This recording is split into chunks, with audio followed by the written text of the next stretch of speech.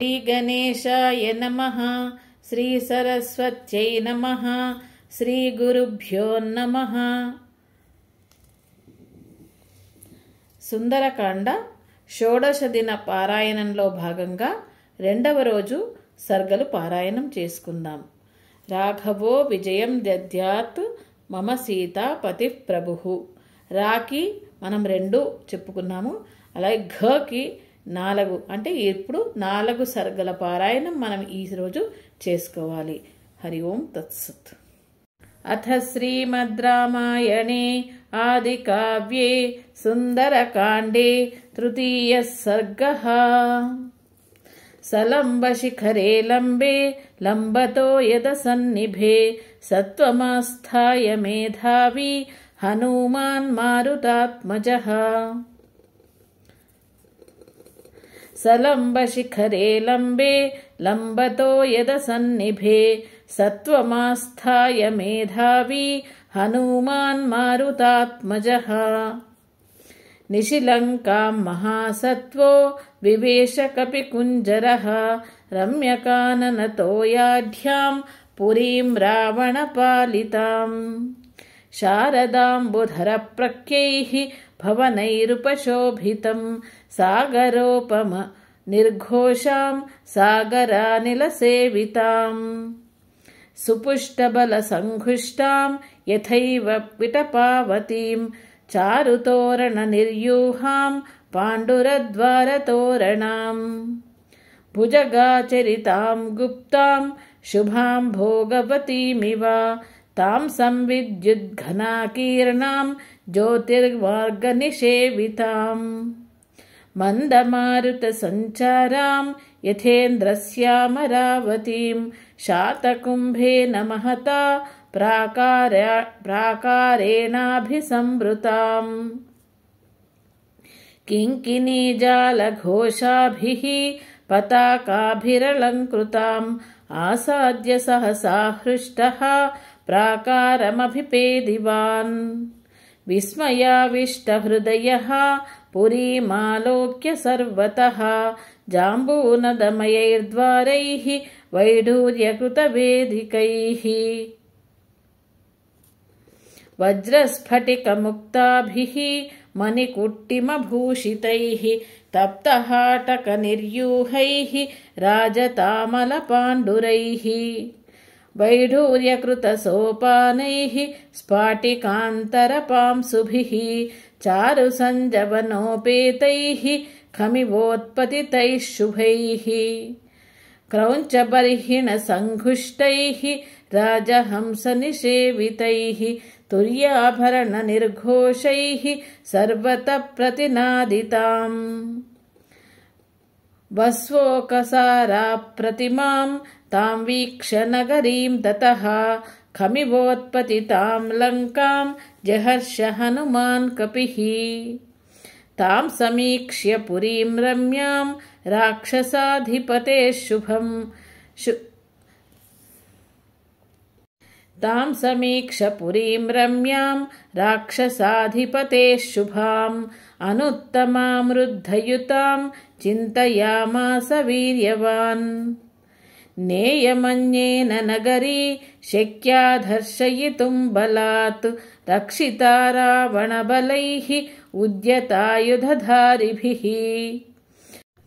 కుముదాంగదయోర్వాపి సుషేణస్య మహాకపేః ప్రసిద్ధేయం భవేద్భూమిః మైందద్వివిదయోరపి. వివస్వతస్తనూజస్య హరేశ్చ కుశపర్వణః వృక్షస్య కేతుమూలస్య మమ చైవ గతిర్భవేత్. సమీక్షతు మహాబాహు రాఘవస్య పరాక్రమం లక్ష్మణస్య చ విక్రాంతం అభవత్ ప్రీతిమాన్ కపిః. తాం రత్నవసనోపేతాం గోష్ఠాగారావతంసకాం యంత్రాగారస్తనీం వృద్ధాం ప్రమదామివ భూషితాం. తాం నష్టతిమిరాం దీపైః భాస్వరైశ్చ మహాగృహైః నగరీం రాక్షసేంద్రస్య దదర్శ స మహాకపిః. अथ सा हरिशार्दूलम् प्रविशन्तम् महाबलम् नगरी स्वेन रूपेण ददर्श पवनात्मजम्। सा तम् हरिवरम् दृष्ट्वा लङ्का रावणपालिता स्वयमेवोत्थिता तत्र विकृताननदर्शना। पुरस्तान् कपिवर्यस्य वायुसूनोरतिष्ठत मुञ्चमाना महानादम् अब्रवीत् पवनात्मजम्। कस्त्वं केन च कार्येन इह प्राप्तो वनालया कथयस्वेह यत्तत्त्वं यावत् प्राणाधरन्ति ते। न शक्यं खल्वियं लङ्का प्रवेष्टुं वानरत्वया रक्षिता रावणबलैः अभिगुप्ता समन्ततः। अथ तामब्रवीद्वीरः हनुमानग्रतस्थितः स्थितां कथयिष्यामि ते तत्त्वं यन्मां त्वं परिपृच्छसि। अथ तामब्रवीद्वीरः हनुमानग्रतस्थितां कथयिष्यामि ते तत्त्वं यन्मां त्वं परिपृच्छसि। का त्वं विरूपनयना पुरद्वारेव तिष्ठसि किमर्थं चापि मां रुद्ध्वा निर्भर्त्स्ययति दारुणा। हनुमद्वचनं श्रुत्वा लङ्का सा कामरूपिणी उवाच वचनं क्रुद्धा परुषं पवनात्मजम्। अहं राक्षसराजस्य रावणस्य महात्मनः आज्ञाप्रतीक्षा दुर्धर्षा रक्षामि नगरीमिमाम्। न शक्या मामवज्ञाय प्रवेष्टुं नगरी त्वया अद्य प्राणैः परित्यक्तः स्वप्स्यसे निहतो मया। अहं हि नगरी लङ्का स्वयमेव प्लवङ्गमा सर्वतः परिरक्ष्यामि हेत्यत्ते कथितं मया। लङ्काया वचनं श्रुत्वा हनुमान् मारुतात्मजः यत्नवान् स हरिश्रेष्ठः स्थितः शैल इवापरः। सतां स्त्रीरूपविकृतां दृष्ट्वा वानरपुङ्गवः आबभाषेत मेधावी सत्त्ववान् प्लवगर्षभः। द्रक्ष्यामि नगरीं लङ्कां साट्टप्राकारतोरणाम् इत्यर्थमिह सम्प्राप्तः परं कौतूहलं हि मे। वनान्युपवनानीह लङ्कायाः काननानि च सर्वतो गृहमुख्यानि द्रष्टुमागमनं हि मे। तस्य तद्वचनं श्रुत्वा लङ्का सा कामरूपिणी भूय एव पुनर्वाक्यं बभाषे परुषाक्षरम्। मामनिर्जित्य दुर्बुद्धेः राक्षसेश्वरपालिता न शक्यमद्य ते द्रष्टुं पुरीयं वनराधमा। ततः स कपिशार्दूलः तामुवाच निशाचरीं दृष्ट्वा पुरीमिमां भद्रे पुनर्यास्ये यथागतम्। ततः कृत्वा महानादं सा वै लङ्का भयावहं तलेन वानरश्रेष्ठं ताडयामास वेगिता। ततः स कपिशार्दूलः लङ्कया ताडितो भृशं ननादसु महानादं वीर्यवान् पवनात्मजः। ततः संवर्तयामास वामहस्तस्य सोऽङ्गुलीः मुष्टिनाभिजघानैनां हनुमान् क्रोधमूर्च्छितः। स्त्री चेति मन्यमानेन नातिक्रोधः स्वयं कृतः सा तु तेन प्रहारेण विह्वलाङ्गी निशाचरी। पपात सहसा भूमौ विकृताननदर्शना ततस्तु हनुमान् प्राज्ञः तां दृष्ट्वा विनिपातिताम्। कृपां चकार तेजस्वी मन्यमानः स्त्रियं तुतां ततो वै भृशसंविघ्ना लङ्का सा गद्गदाक्षरम्। उवाचागर्वितं वाक्यं हनूमन्तं प्लवङ्गमं। प्रसीदसु महाबाहो त्रायस्व हरिसत्तमा। समये सौम्य तिष्ठन्ति सत्त्ववन्तो महाबलाः। अहं तु नगरी लङ्का स्वयमेव प्लवङ्गमा। निर्जिताहं त्वया वीरा विक्रमेण महाबला। इदं तु तथ्यं शृणु वै ब्रुवन्त्या मे हरीश्वर। स्वयंभुवा पुरा दत्तं वरदानं यथा मम। यदा त्वां वानरः कश्चित् विक्रमाद्वश्य मानयेत्। तदा त्वया हि विज्ञेयं रक्षसां भयमागतं। स हि मे समयः सौम्या प्राप्तोऽद्य दर्शनात्। स्वयंभूविहितः सत्यो न तस्यास्ति व्यतिक्रमः। सीतानिमित्तं राज्ञस्तु रावणस्य दुरात्मनः। रक्षसां चैव सर्वेषां विनाशः समुपागतः। तत्प्रविश्य हरिश्रेष्ठा पुरीं रावणपालितां। विधत्स्व सर्वकार्याणि यानि यानिह वाञ्छसि। प्रविश्य शापोपहतां हरीश्वर शुभां पुरीं राक्षसमुख्यपालितां। यदृच्छया त्वं जनकात्मजां सतीं विमार्ग सर्वत्र गतो यथा सुखम्। इत्यार्षे श्रीमद् रामायणे वाल्मीकीये आदिकाव्ये सुन्दरकाण्डे तृतीयः सर्गः। अथ श्रीमद् रामायणे आदिकाव्ये सुन्दरकाण्डे चतुर्थः सर्गः। अद्वारेण महाबाहुः प्राकारमभिपुप्लुवे। निशिलङ्कां महासत्त्वः विवेश कपिकुञ्जरः। प्रविश्य नगरीं लङ्कां कपिराजहितं करः। चक्रेथ पादं सव्यं च शत्रूणां स तु मूर्धनि। प्रविष्टः सत्त्वसम्पन्नः निशायां मारुतात्मजः। समहापथमास्थाय मुक्ता पुष्पविराजितम्। ततस्तु तां पुरीं लङ्कां रम्यामभिययौ कपिः। हसितोत्कृष्टनिनदैः तूर्यघोषपुरःसरैः। वज्राङ्कुशनिकाशैश्च वज्रजालविभूषितैः। गृहमुख्यैः पुरी रम्या बभासेद्यौरिवाम्बुदैः। प्रज्ज्वाल तदा लङ्का रक्षोगणगृहैः शुभैः। सीताभ्रसदृशैश्चित्रैः पद्मस्वस्तिकसंस्थितैः। वर्धमानगृहैश्चापि सर्वतः सुविभूषिता। तां चित्रमाल्याभरणां कपिराजहितङ्करः।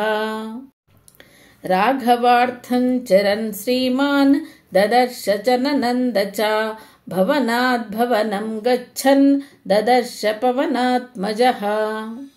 विविधाकृतिरूपाणि भवनानि ततस्ततः। शुश्रावमधुरं गीतं त्रिस्थानस्वरभूषितम्। स्त्रीणां मदसमृद्धानां दिवि चाप्सरसामिव। शुश्रावकाञ्चीनिनदं नूपुराणाञ्च निस्वनम्। सोपाननिनदांश्चैव भवनेषु महात्मनाम्। आस्फोटितनिनादांश्च क्ष्वेलितांश्च ततस्ततः। शुश्रावजपतां तत्र मन्त्रान् रक्षो गृहेषु वै। साध्याय निरतांश्चैव यातु धानान् ददर्श सः। रामनस्तव संयुक्तान् गर्जितो राक्षसानपि। राजमार्गं समावृत्य स्थितं रक्षो बलं महत्। ददर्श मध्यमे गुल्मे रावणस्य चरान् बहून् दीक्षितान् जटिलान् मुण्डान् गोजीनाम्बरवाससः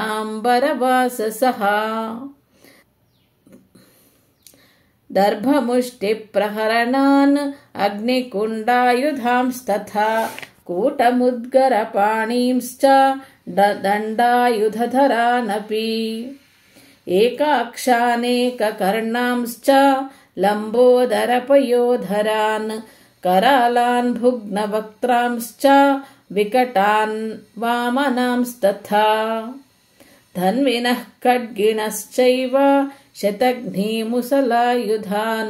परिगोत्तमहस्तांश्च विचित्रकवचोज्ज्वलान् नातिस्थूलान्नातिकृशान् नातिदीर्घातिह्रस्वकान् नातिगौरान्नातिकृष्णान् नातिकुब्जान्न वामनान् विरूपान् बहुरूपांश्च सुरूपांश्च सुवर्चसः ध्वजीन् पताकिनश्चैव ददर्श विविधायुधान् शक्तिवृक्षायुधांश्चैव पट्टिशासनिधारिणः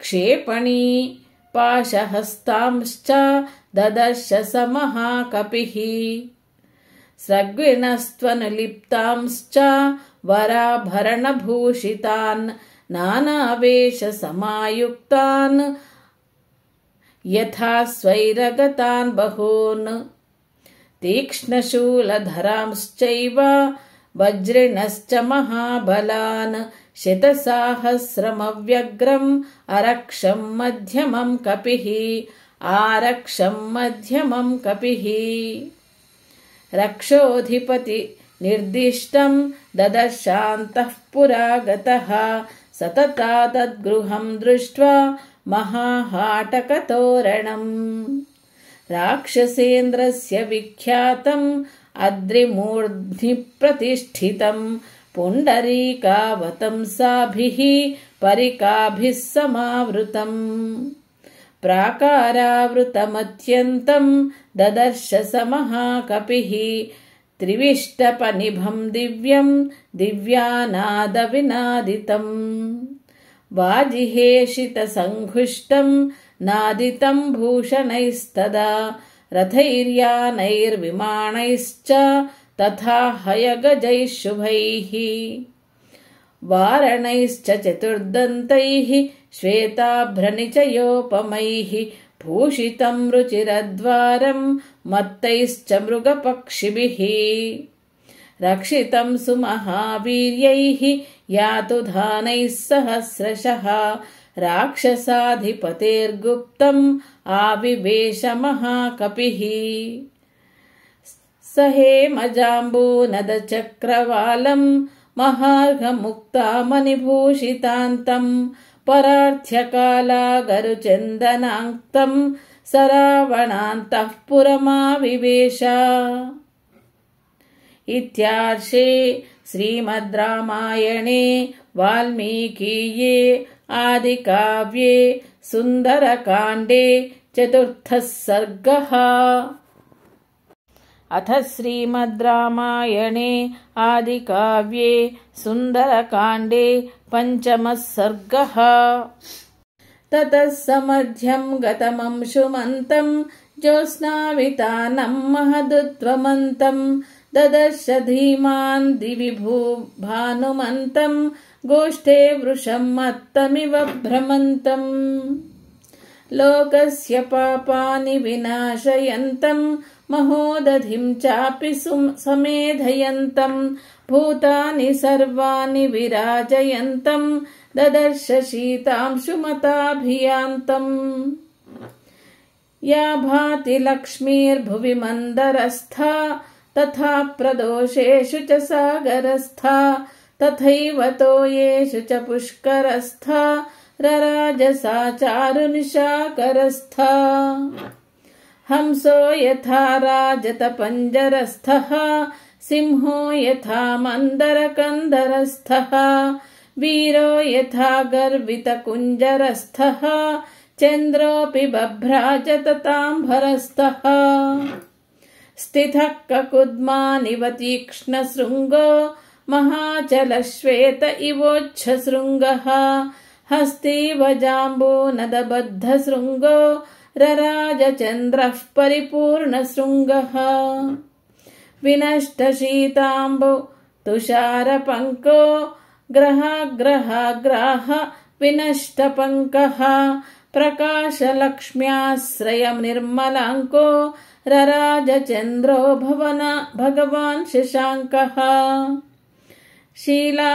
शिलातलं प्राप्य यथा मृगेन्द्रः महारणं प्राप्य यथा गजेन्द्रः राज्यं समासाद्य यथा नरेन्द्रः तथा प्रकाशो विरराजचन्द्रः प्रकाशचन्द्रोदयनष्टदोषः प्रवृद्धरक्षः पिशिताशदोषः रामाभिरामेरितचित्तदोषः स्वर्गप्रकाशो भगवान् प्रदोषः तन्त्रीस्वनाः कर्णसुखाः प्रवृत्ताः स्वपन्ति नार्यः पतिभिः सुवृत्ताः नक्तं चराश्चापि तथा प्रवृत्ताः विहर्तुमत्यद्भुतरौद्रवृत्ताः मत्तप्रमत्तानि समाकुलानि तथाश्वभद्रासनसङ्कुलानि वीरश्रिया चापि समाकुलानि ददर्श धीमान् सकपिः कुलानि परस्परं चाधिकमाक्षिपन्ति भुजांश्च पीनानधिनिक्षिपन्ति मत्तप्रलापानधिकं क्षिपन्ति मत्तानि चान्योन्यमधिक्षिपन्ति रक्षांसि वक्षांसि च विक्षिपन्ति गात्राणि कान्तासु च विक्षिपन्ति रूपाणि चित्राणि च विक्षिपन्ति दृढानि चापानि च विक्षिपन्ति ददर्श कान्ताश्च समालभन्त्यः तथा परास्तत्र पुनः स्वपन्त्यः सुरूपवक्त्राश्च तथा हसन्त्यः क्रुद्धाः पराश्चापि विनिश्वसन्त्यः महागजैश्चापि तथा नदद्भिः सुपूजितैश्चापि तथा सुसद्भिः रराजवीरैश्च विनिश्वसद्भिः हृदो भुजङ्गैरिव निश्वसद्भिः बुद्धिप्रधानान् रुचिराभिधानान् संसिद्धधानान् जगतप्रधानान् नानाविधानान् रुचिराभिधानान् ददर्श तस्यां पुर्यातुधानान् ननन्द दृष्ट्वा स च तान् सुरूपान् नानागुणानात्मगुणानुरूपान् विद्योतमानान् सततानुरूपान् ददर्श कांश्चिच्छ पुनर्विरूपान् ततो वराहाः सुविशुद्धभावाः तेषां स्त्रियस्तत्र महानुभावाः प्रियेषु पानेषु च सक्तभावा ददर्श तारा इव सुप्रभावाः श्रिया ज्वलन्ति स्त्रपयोपगूढा निशीधकाले रमणोपगूढाः ददर्श काश्चित् प्रमदोपगूढाः यथा विहङ्गाः कुसुमोपगूढाः अन्याः पुनर्हर्म्य तलोपविष्टाः तत्र प्रियाङ्केषु सुखोपविष्टाः भर्तुः प्रिया धर्मपरा निविष्टा ददर्श धीमान् मदनाभिविष्टाः अप्रावृताः काञ्चन राजिवर्णाः काश्चित् परार्थ्यास्तपनीयवर्णाः पुनश्च काश्चिच्च लक्ष्मवर्णाः कान्तप्रहीना रुचिराङ्गवर्णाः पुनश्च काश्चिच्च लक्ष्मवर्णाः कान्तप्रहीना रुचिराङ्गवर्णाः ततः प्रियान् प्राप्य मनोभिरामान् सुप्रीतियुक्ताः प्रसमीक्ष्य रामाः गृहेषु रुष्टाः परमाभिरामाः हरप्रवीरः स ददर्श रामाः चन्द्रप्रकाशाश्च हि वक्त्रमाला वक्त्राक्षिपक्ष्माश्च सुनेत्रमालाः विभूषणानाञ्च ददर्शमालाः शतह्रदानामिव चारुमालाः न त्वेव सीताम् परमाभिजाताम् पथि स्थिते राजकुले प्रजाताम् लताम् प्रफुल्लामिव साधुजाताम् ददर्श तन्वीम् मनसाभिजाताम् सनातने वर्त्मनि सन्निविष्टाम् रामे क्षणान्ताम् मदनाभिविष्टाम् भर्तुर्मनश्रीमदनुप्रविष्टाम् स्त्रीभ्यो वराभ्यश्च सदा विशिष्टाम् उष्णार्दिताम् सानुसृतास्रकण्ठीम् पुरा वरार्होत्तमनिष्ककण्ठीम् सुजातपक्ष्मामभिरक्तकण्ठीम् वने प्रनृत्तामिव नीलकण्ठीम् अव्यक्तरेखामिव चन्द्ररेखाम् पांसुप्रदिग्धामिव हेमरेखाम् क्षतप्ररूढामिव बाणरेखाम् वायुप्रभिन्नामिव मेघरेखाम् सीतामपश्यन्मनुजेश्वरस्य रामस्य पत्नीम् वदताम् वरस्य बभूव दुःखाभिहतश्चिरस्य प्लवङ्गमो मन्द इवाचिरस्य। इत्यार्षे श्रीमद् रामायणे वाल्मीकीये आदिकाव्ये सुन्दरकाण्डे पञ्चमः सर्गः।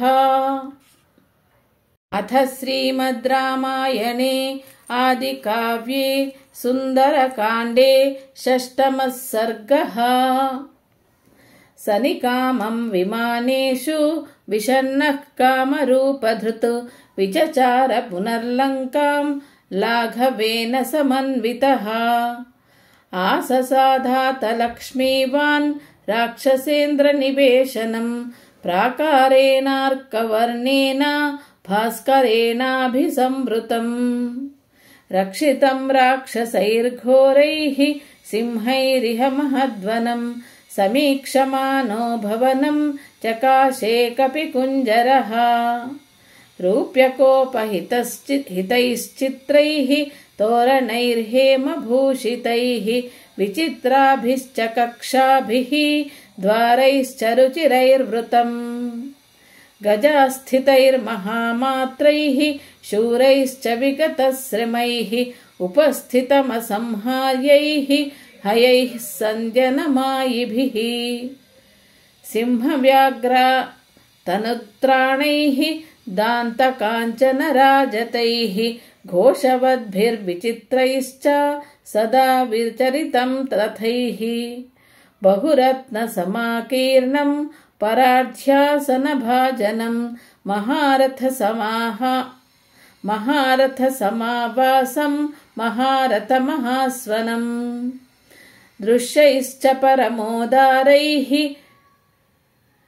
तैस्तैश्च मृगपक्षिभिः विविधैर्बहुसाहस्रैः परिपूर्णम् समन्ततः विनीतैरन्तपालैश्च रक्षोभिश्च सुरक्षितम् मुख्याभिश्च वरस्त्रीभिः परिपूर्णम् समन्ततः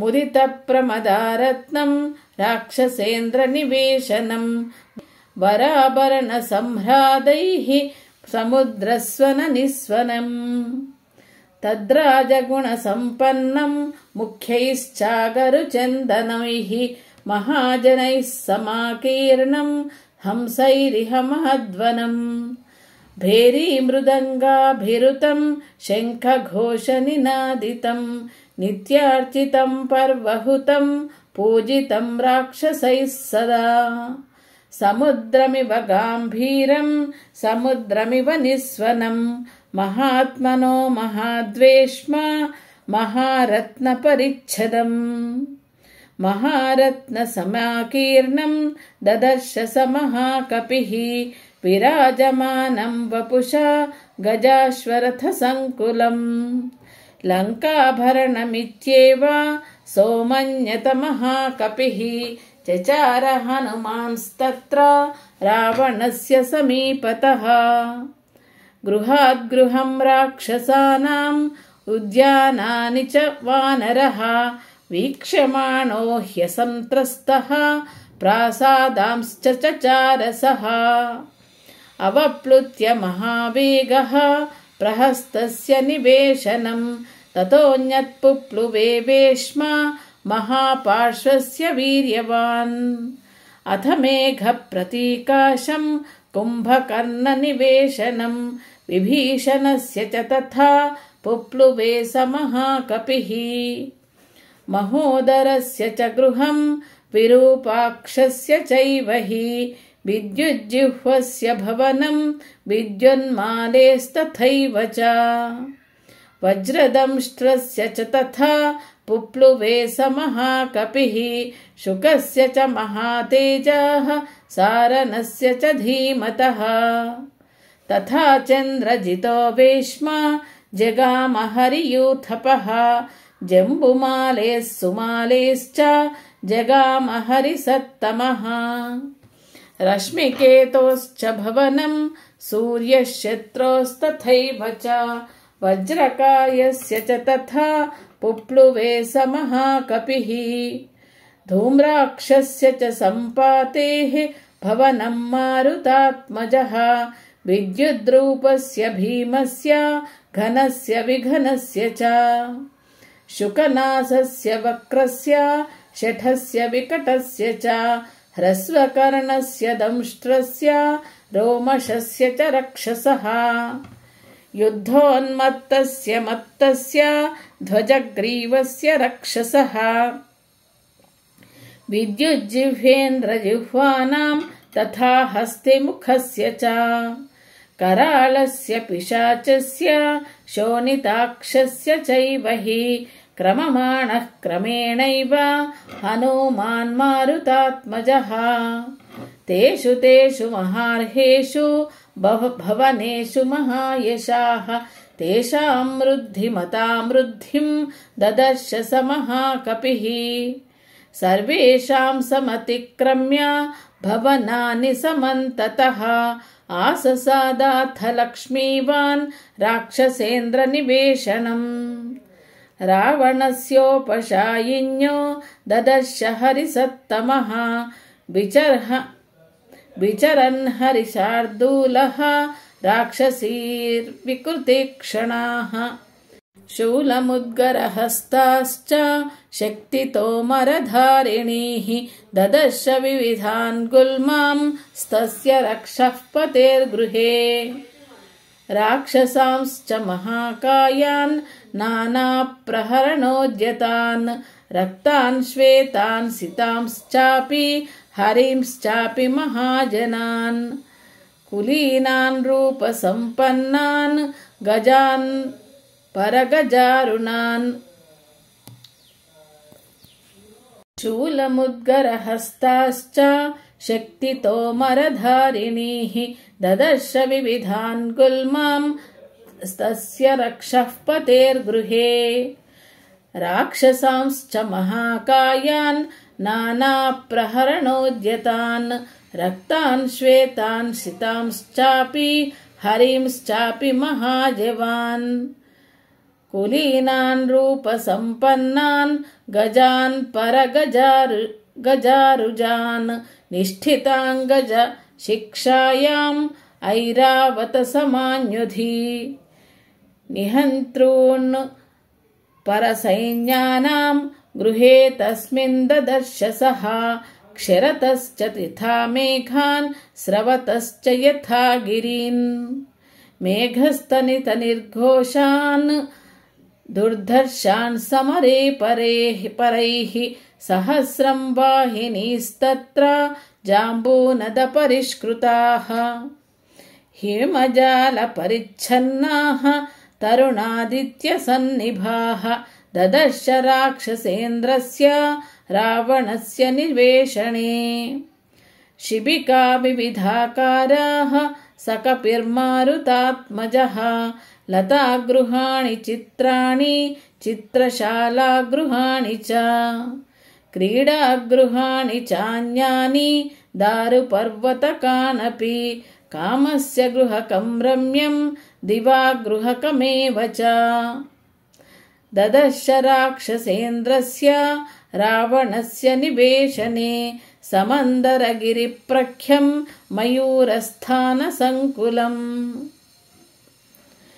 ధ్వజయష్టిభిరాకీర్ణం దదర్శ భవనోత్తమం అనేకరత్నసంకీర్ణం నిధిజాలసమావృతం ధీరనిష్ఠితకర్మాంతం గృహం భూతపతేరివ అర్చిర్భిశ్చాపి రత్నానాం తేజసా రావణస్య చ విరరాజాథ తద్వేష్మా రశ్మివానివ రశ్మిభిః జాంబూనదమయాన్యేవ శయనాన్యాసనాని చ భాజనాని చ ముఖ్యాని దదర్శ హరియూథపః మధ్వాసవకృతక్లేదం మణిభాజన సంకులం మనోరమమ సంబాధం కుబేరభవనం యథా నూపురాణాంచ ఘోషేన కాంచీనాం నినదేన చ మృదంగతలఘోషైశ్చ ఘోషవద్భిర్వినాదితం ప్రసాదసంఘాతయుతం స్త్రీరత్నశతసంకులం సువ్యూఢకక్ష్యం హనుమాన్ ప్రవివేశ మహాగృహం ఇత్యార్షే శ్రీమద్ రామాయణే వాల్మీకీయే ఆదికావ్యే సుందరకాండే షష్ఠః సర్గః సర్వం శ్రీరామార్పణమస్తు. ఈరోజు రెండవ రోజైనటువంటి ఈరోజు మనము 4 సర్గలు చదువుకున్నాము. రాఘవో విజయం దద్యాత్ మమ సీతాపతి ప్రభు. ఘ అనే అక్షరానికి మన సంఖ్యాశాస్త్ర ప్రకారంగా 4. అందుకని షోడశ దిన సుందరకాండ పారాయణంలో భాగంగా ఈరోజు మనం 4 సర్గలు కూడా చదువుకున్నాం. సర్వం శ్రీకృష్ణార్పణమస్తు. మిగతా రోజుల యొక్క పారాయణం కూడా వినాలనుకుంటే లైక్ చేయండి, షేర్ చేయండి, సబ్స్క్రైబ్ చేయండి. అలాగే మీ అమూల్యమైనటువంటి అభిప్రాయాలని కామెంట్ ద్వారా తెలియజేయండి. ధన్యవాదాలు.